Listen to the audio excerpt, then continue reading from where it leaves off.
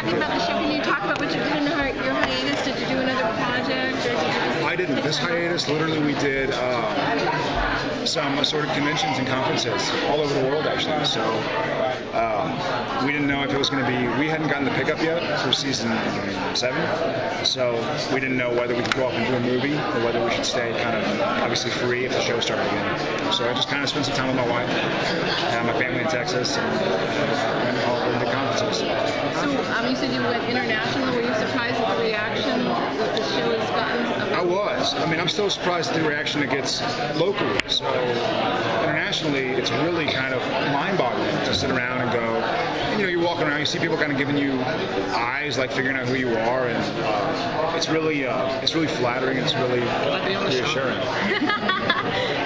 I'd rather not. Can you talk to us a little bit about what it was like to do Sam last season, where you basically played 2 characters, but still Sam? Yeah, it was difficult. I think had they tried to do that to me like season 1 or 2, it would have been a disaster. As it was here, I still haven't watched it, just because I'm still kind of like, I don't want to see it just yet, just in case. But also at that time, funny enough, I just realized I was doing the anime, and so the anime is a combination of season 1 and 2.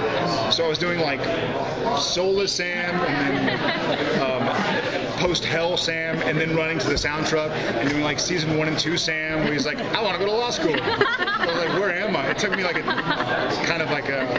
mind F. So I'm anxious to see how it turned out, but it was definitely, it took a lot of patience. It was a lot of hard work, and I love it. I love working hard for something I'm passionate about. You know, this is what I dreamt of doing since I was a kid. So it's nice to have that problem, and you go home after work and you're like, ugh, you know, you hit the sack and you've done all the sort of mental stimulation. So, what aspects of Sam's life have not been explored that you've really been hoping you're going to get a chance to get into? That's a great question. I think once again, if we had talked about this a few years ago, it probably would have been the few years Sam's been apart from his family. But now that's so in the past and so kind of unimportant. And I think one of the things that Supernatural, what I get from Supernatural, Jared, is that what's important is kind of the present and the future, you know, and kind of trying to do the right thing in the here and now, and not really worrying about the past.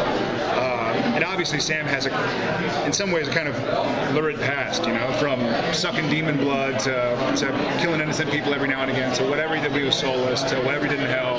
I think Sam doesn't want to go into his past, and so we've had a chance to explore Sam's, not love life, because he didn't really have one, but loves here and there, and I'm sure we'll get back into exploring that. I think now he feels like, well, I've gone through all this, now I'm going to maybe try and again establish some bit of normalcy. I mean, obviously at the beginning of season 6, when Sam was soulless, there was no normalcy, and so I'm using normalcy as a word.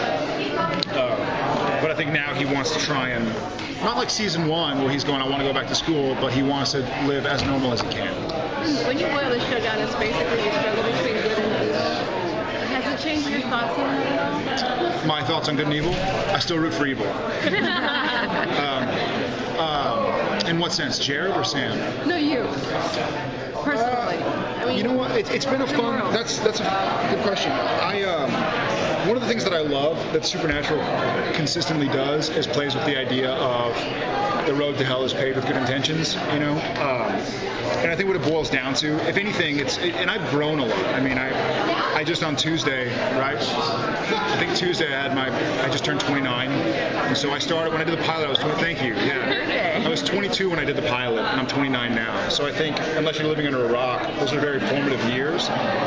They certainly seem like it for me, and so Jared has gone up and down and all around, as has Sam, and so I think it's mellowed both Jared and Sam. I mean, Sam was kind of gung-ho in his own right, season 1, 2, 4 with Ruby and the Demon Blood, and now I feel like season 7 Sam is kind of like wanting to not take it easy like Mai Tais on the beach, but not get so kind of scatterbrained like kids do. You know, I gotta be here. I gotta blah, blah, blah, blah. Now he's like, look, we're here for the long run. Let's just move slow and steady. If you were to predict where Sam was supposed to go back when you were starting the first season, do you think you thought where he would be where he is now? No, Okay. I don't think think at the beginning of season 1, I would have thought Sam would be where he was in the middle of season 1. Yeah. I feel like he's been all over the place. He has. And I mean, there are times when I would read the episodes and be like, what? What in the world? And I kind of call Kripke back in the day, or Sarah even more recently, and they'd be like, just wait it out, like feel us out, give it a sec. I was like, all right.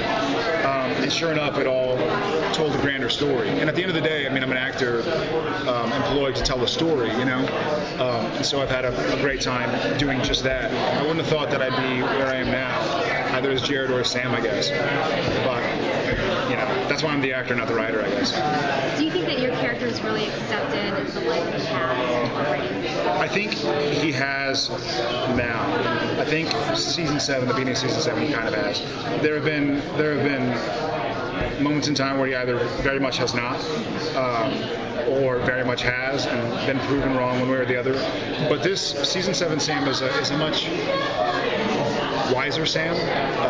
I mean, I feel like he's kind of wiser every year. Last year was a little discombobulated because of the soulless bit. But this season, Sam's kind of been thrown through the ringer. You know, it's like coming back from, you know, the most horrible experiences you could ever have, and coming out on the other side, it mellows you. You know, you're like, well, hopefully it can't be that bad again. So I'll just try and stay strong. And that's kind of been another theme of Supernatural, is just stay strong. You know, instead of worrying about the past or what might happen in the present. What might happen in the future. Just try and make the right decisions now and take the right steps now to do what's best right now. Some of these storylines are so dark. Do you still ever take that home with you? And if you do, how do you get past it?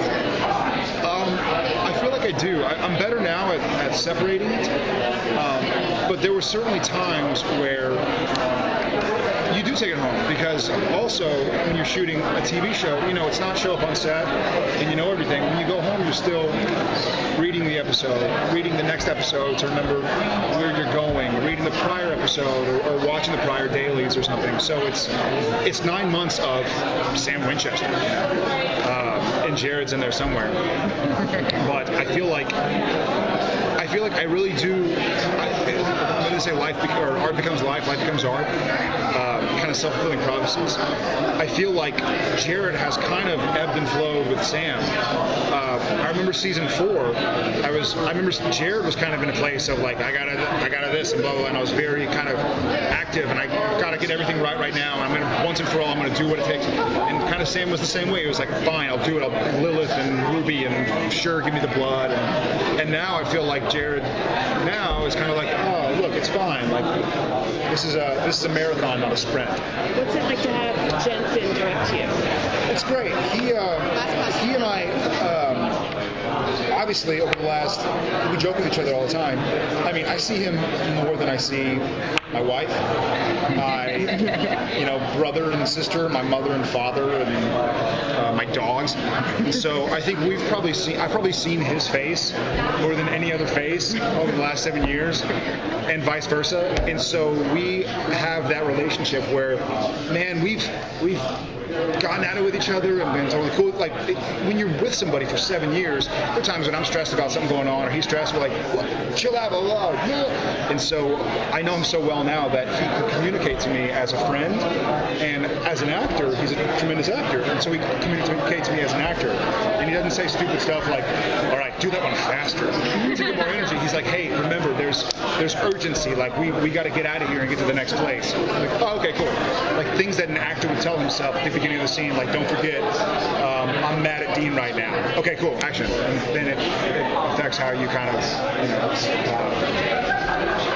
chat with the person, interact. So it was nice.